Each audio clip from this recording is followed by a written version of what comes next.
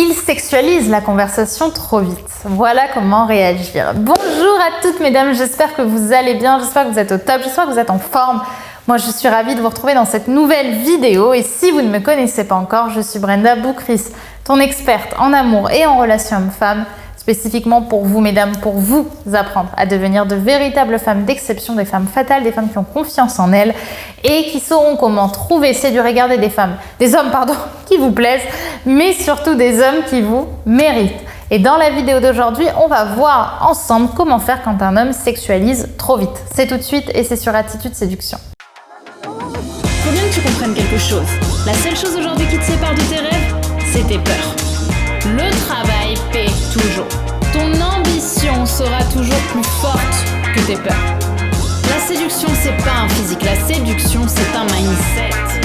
Je m'appelle Brenda Boukris. Et tout ça, je vais faire en sorte de te l'apprendre.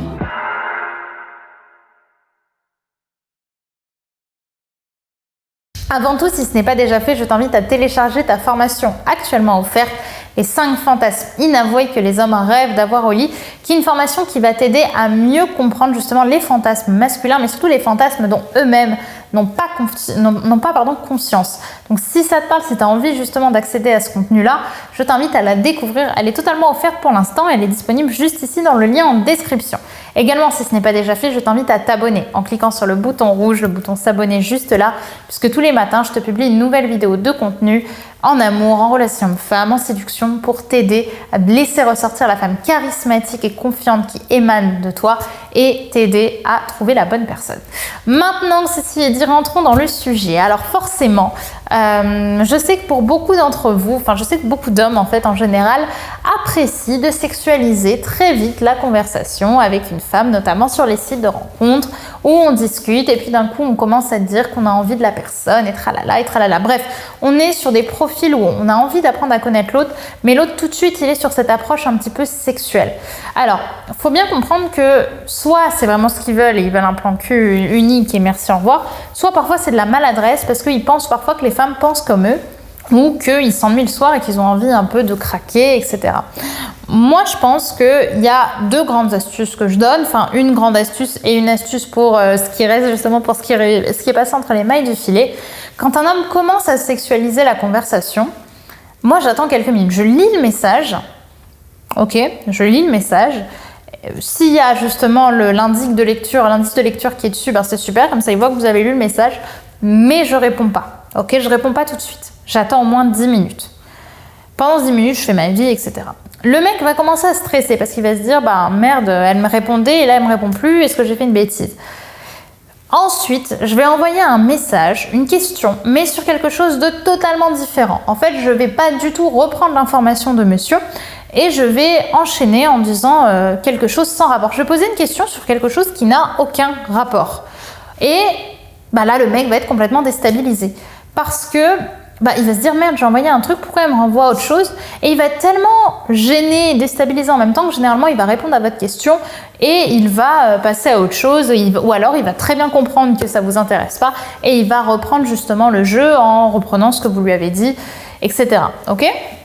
Généralement ça s'arrête là et c'est super et il a compris qu'il devra attendre avant de sexualiser. Maintenant, il y a des hommes qui vont recommencer ou qui vont chercher justement à dire mais pourquoi tu m'as pas répondu, t'as pas envie de moi, etc. Là, moi, ce que je réponds, Brenda, les astuces magiques, ouverture des guillemets, j'adore cette phrase. Tu sais ce qui me fait craquer? Vous répondez juste ça. Hein. Tu sais ce qui me fait craquer? Point d'interrogation. Les hommes qui savent prendre leur temps au début. Clin d'œil. Boum, et là, vous défoncez tout. Pourquoi? Parce que vous montrez que vous n'avez pas envie de sexualiser et surtout que si lui veut se démarquer des autres hommes, en fait, c'est pas que vous êtes coincé, c'est que vous avez envie de prendre votre temps et que s'il veut se démarquer, il faut qu'il prenne son temps aussi.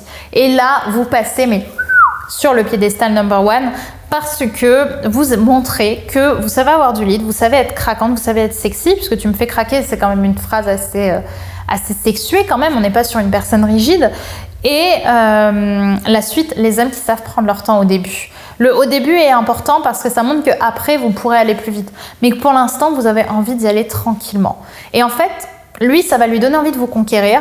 Et donc, il va dire, ok, si il dit, non, moi j'ai envie, machin, peut-être que tout simplement, il ne vous correspond pas. C'est aussi possible. Mais généralement, l'enchaînement des deux, vous êtes bien. Moi, je préfère utiliser l'astuce 1 en premier parce que je trouve qu'elle fait moins, qu'elle passe plus entre les lignes. Par contre, vous pouvez aussi utiliser la deuxième en premier quand vous avez justement envie de montrer, tu sais, ce qui me fait craquer, etc. Mais perso, je préfère quand même les utiliser dans ce sens-là, dans le sens où il n'y a que les trop persévérants qui auront ça. Ça va les calmer et ça va reprendre une conversation, on va dire, un peu plus basique. Maintenant, je le répète, sexualiser la conversation avec vraiment quelque chose de très sexué, moi je pense que c'est quelque chose qu'il faut plutôt attendre, que c'est plutôt mieux d'attendre parce que sinon l'autre va aller trop vite et après il va se lasser en général. Moi j'attends généralement après le premier ou le deuxième rendez-vous, ça commence à chauffer un petit peu et surtout après qu'on est couché ensemble c'est moins dérangeant. Mais vous voyez, on garde quand même sur un rythme tranquille parce que si vous faites ça trop vite, vous allez généralement perdre l'intérêt de l'homme au fur et à mesure. Après, évidemment, si vous avez envie de vous lâcher, vous pouvez aussi. Maintenant, le principal, comme je dis, c'est faites ce que vous voulez tant que derrière, vous assumez les conséquences. Et je sais que vous êtes des femmes de courage, je sais que vous êtes des femmes qui assument, vous êtes des femmes responsables, donc il n'y a pas de souci à se faire. Je vous remercie d'avoir regardé cette vidéo. N'hésitez pas à me dire ce que vous en pensez par commentaire si vous aimez cette petite astuce que je vous donne. Et n'oubliez pas également de télécharger votre formation actuellement offerte, les 5 fantasmes inavoués que les hommes rêvent d'avoir au lit. Elle est disponible juste ici en description et elle vous permettra de connaître les fantasmes que les hommes rêvent d'avoir mais qu'aucune femme ne sait vraiment. À tout de suite, bye bye.